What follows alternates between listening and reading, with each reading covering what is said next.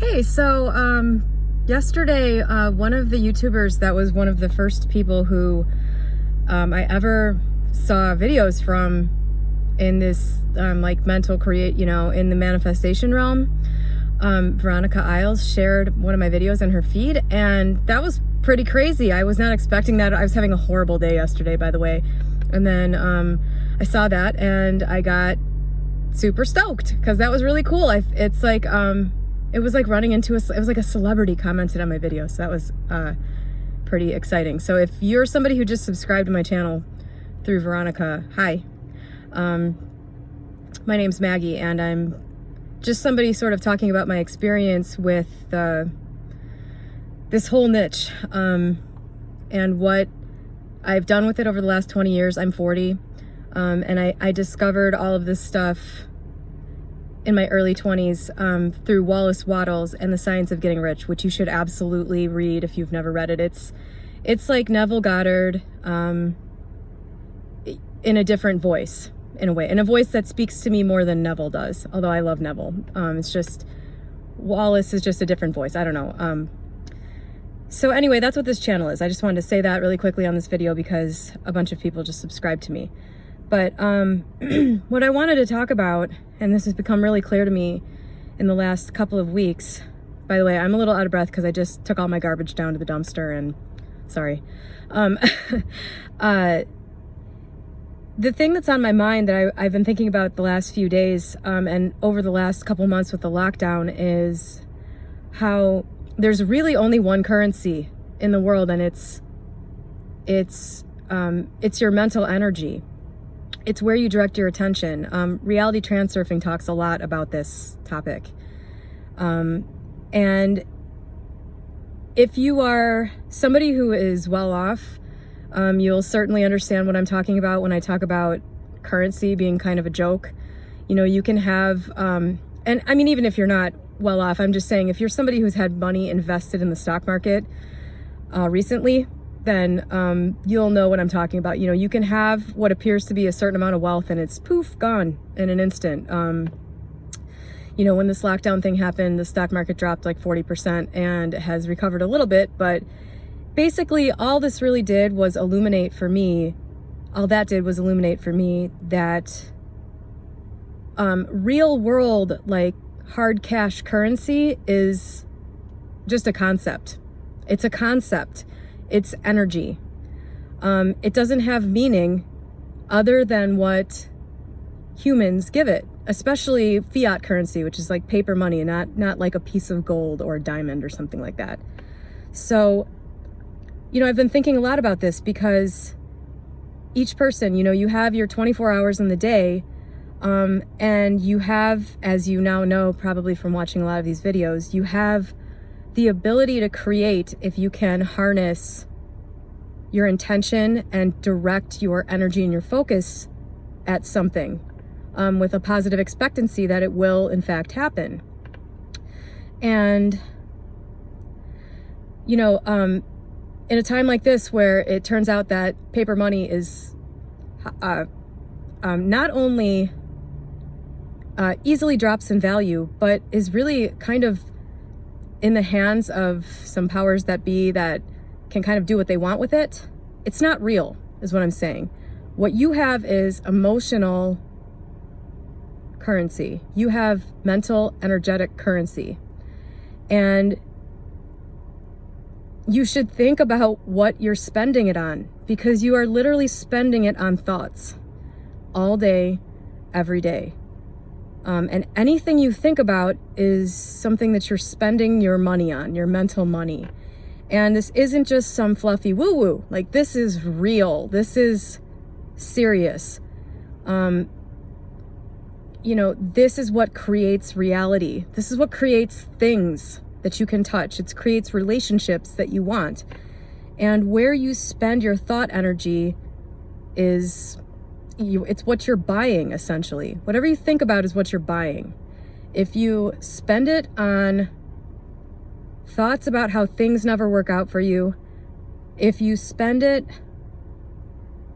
one thing I was thinking about, actually the thing that made me want to make this video is, I was thinking this morning, I used to allow my mind to run through doomsday scenarios a lot. Like I used to imagine, just like for the hell, just like in kind of like a fantasy state.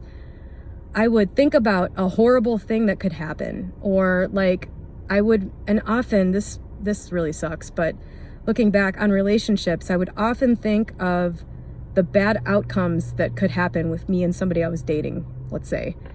And I didn't realize at the time that those things have an influence on what happens. If they don't create the exact thing, they spend your mental currency on something that is worthless. Thoughts of a negative future, fantasizing about the possible bad things that can happen, it's flushing your money down the drain. Like if you can think of it that way, you'll see that and as you clean your mind up, because the reason I was thinking about this is because I never do that anymore. Like if I catch myself, I made a video earlier this year talking about how I still did that sometimes. I never do it anymore.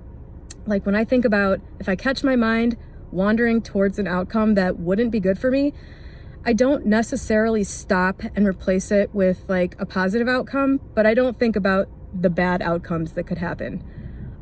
For example, I'll give you a real life example. My business partner, who is an ex of mine, and I have had some relationship struggles during this lockdown. It's just, we've both been, there's been a heightened sense of outer uncertainty and, fear and kind of not knowing what the hell is going on, dealing with the disruption in our schedules, and we've just been butting heads. And we had kind of a major falling out a couple days ago. And in the past, we've had these a bunch of times. We've known each other for 15 years, Every time this has happened in the past, I have allowed my mind to go to the absolute worst possible outcome and then begin planning for it. So we own a business together, right? So if my ex and I actually had a real falling out where we could no longer be friends, then obviously like we would have to figure out how to sell the business. We would have to figure out how to divide up the assets we have together. We would have to figure out how to, go on without this personal relationship that we both value. And every time this has happened, rather than just kind of stopping and saying, okay, this is just another one of these things, my mind would just go, oh, well, that's it. I have to figure all this stuff out because we're never going to talk again. It would just go to essentially the worst possible outcome and then stay there planning for it. That is not the right thing to do. I can tell you that for sure. The last few times this has happened, it seems to be a cycle. The last couple of times that this has happened, I have just sat there, and I've felt, my mind naturally go towards the doomsday scenario. And I just said, no, you know what? I'm just going to sit here. This sucks. I don't really know what the problem is or how to fix it or how to keep this from happening, but I'm just going to sit with it, And both times, it's ended up in a productive conversation about an underlying issue that seems to bring these things about. So it's resolved something. It's ended up in something fruitful rather than the way it used to be where it would just be days of, continually butting heads until we kind of both started acting like nothing happened. So there's a real life difference for me once I stopped allowing my mind to dwell in and plan for, that's the creepy part. It's almost like I was ready to create the doomsday outer scenario. Anyway, that's my most recent example of what I'm talking about. And it's very general and broad too, that applies to everything. I know people do this. I know I used to do this. I'm 40 years old and I did it until 6 months ago, until I intentionally stopped allowing myself to do it, which was to just fantasize about bad things happening or, create a plan for the worst possible outcome happening under the guise of being prepared. Really, all I was doing was sort of inviting that thing to happen and opening the possibility for that thing to happen.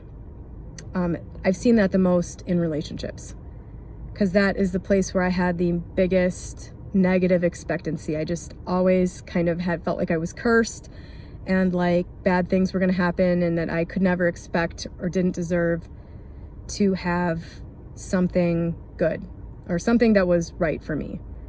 And since changing my mind, all of that stuff has changed. So the bottom line here, what I'm trying to say is, think of your thoughts as currency, as money, and start spending them only on things that will buy you something good. It's a really easy, simple, I think, way to shift your thinking. When you start to when you stop thinking of your thoughts as just some random words in your head and you start thinking of them as something powerful that is creating things, because that's what they are, 100%. So that's all I got to say today. Have a good day. Thank you, Veronica. You're awesome. And hi to anybody who's subscribed to my channel. I'm excited.